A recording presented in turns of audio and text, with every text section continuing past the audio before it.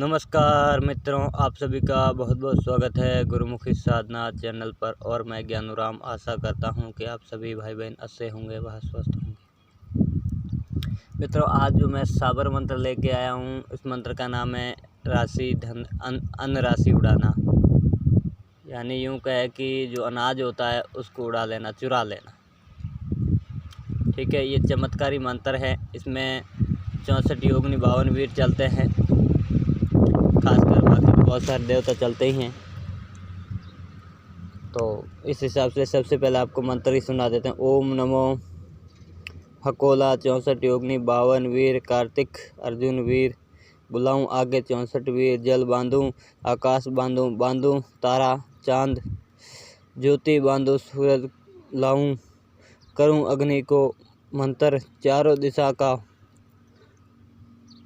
और बुलाऊं 64 योगिनी आवे, राशि अनाज की फिरे रही पाए, पाप मेरे घर सब आवे, सत्य नाम आदेश गुरु को मेरी भक्ति, गुरु की शक्ति पूरे मंत्र की सुवाचा।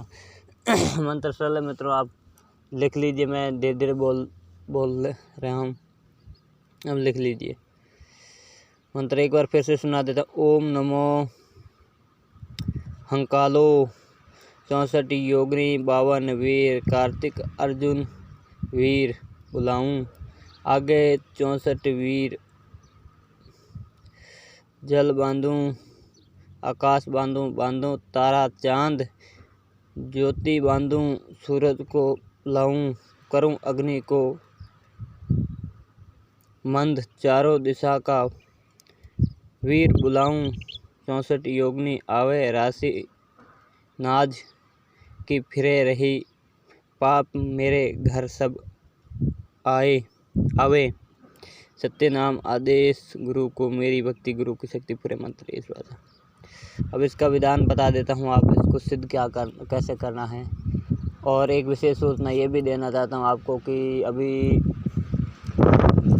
जैसे सूर्य ग्रहण आ रहा है 10 तारीख को, अभी 10 जून को आ रहा है, तो उसमें भी ये मंत्र सिद्ध कर सकते हैं। उसमें सिद्ध करने का आपको तरीका बताता हूँ और उसके अलावा करने का भी तरीका बताता हूँ।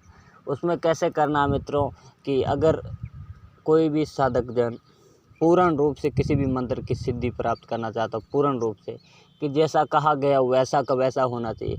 अब हम लोग जैसे साधक लोग हैं या फिर जो नए लोग हैं साधक, वो क्या करते हैं कि ग्रहण वरहण आया तो 2-4 मंत्र उठा ली, उसमें एक माला जाप कर ली, और अब वो सोचने लगते हैं कि हम लोगों ने ये मंत्र सिद्ध कर लिया। देखो भैया, साबर मंत्र होते हैं वो ऐसे भी सिद्ध हो जाते हैं, ये नहीं कि ऐसे नहीं होते हैं, ये ऐसे भी सिद्ध हो जाते हैं।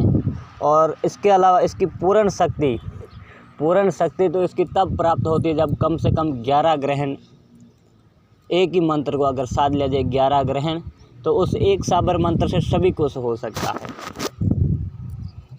एक मंत्र से सभी कुछ हो सकता है।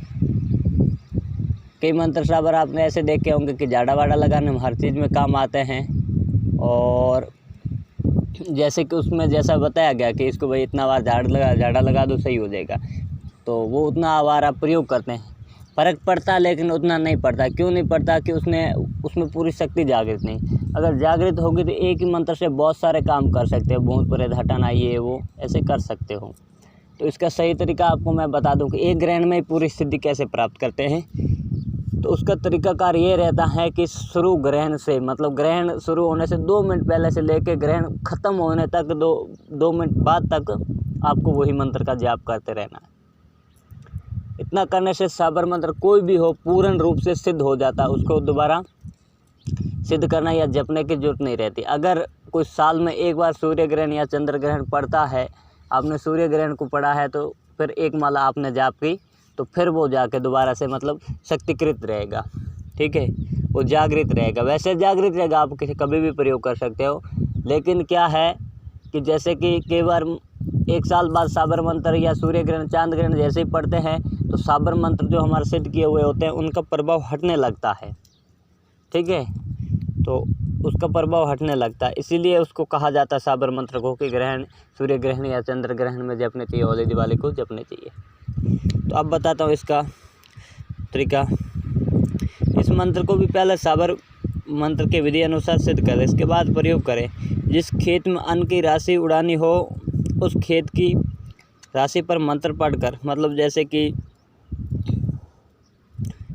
जो अनाज आपने देखा है कहीं वो लगी है, ढिगली लगी है या डेयरी लगी है, तो उसके ऊपर क्या करना है, इस मंत्र को वो बता देता हूँ। जिस खेत में भी राशि उड़ानी हो उस खेत की राशि को इस मंत्र से 108 बार पढ़कर, मतलब बकर की मखनी रखे आए और पिसे ना, सब राशि उड़कर घर आ जाएगी। मतलब जैसे कि मूसा जो होता है, यानी कि जो गणेश जी का वाहन कहते हैं, उसको मूसक कहते हैं, उसके जो बिल की माटी होती है उसको 108 बार अभिमंत्रित करके वहाँ पर डाल के आना है। ठीक है, तो ये काम पूर्ण रूप से करेगा, वहाँ से वो राशि उड़कर आ जाती है। अब ये साबर मंत्र भी है, ये बंगाली मंत्र भी है। बंगाली मंत्र किस लिए कि इसमें शब्द कुछ ऐसे हैं जो बंगाली मंत्र हैं, मंत्रों के होते हैं।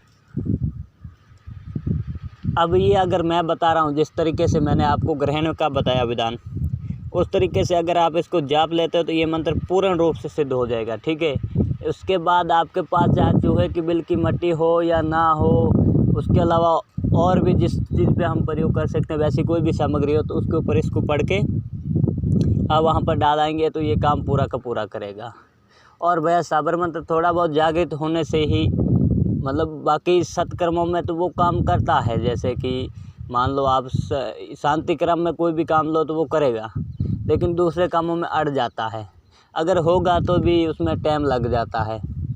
तो इन चीज़ों को मद्देनज़र रखते हुए मैं आपको पूरा विधान इसका बताया हूँ कि अब ये आप जो तरीका बता रहे हो इस तरीके से आप सिद्ध करोगे। ये मंत्र नहीं, और भी कोई मंत्र मेरे चैनल पे पड़े होंगे, वो आप उठाओ और उसमें जैसे बताया गया वैसे तरीके से, मतलब ये आम दिनों का है जो तो आम दिनों में ही रहेगा, लेकिन उसके अलावा जो ग्रहण में अगर ये अभी मैंने विधि बताई इसी अनुसार आप करोगे तो उसका आप पूरा का पूरा फल प्राप्त कर सकोगे और मतलब माहिर हो जाओगे, हर मंत्र में माहिर हो जाओगे। आपको मतलब मंत्र जो सिद्ध किया तो उसमें ऐसा नहीं लगेगा आपको कि ये सिद्ध मेरा किया हुआ है या नहीं है।